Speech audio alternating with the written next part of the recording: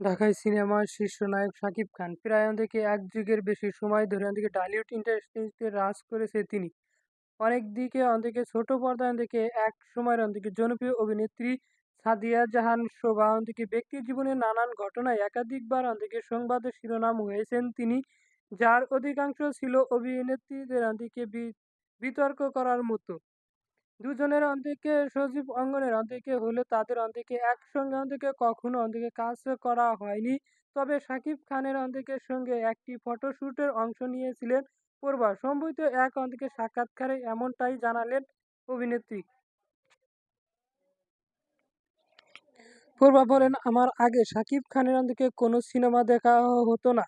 তবে সর্বশেষ তার ৩টা সিনেমা দেখা হয়েছিল, আর ছবিগুলো দেখার আমি তার ভক্ত হয়ে গেলাম।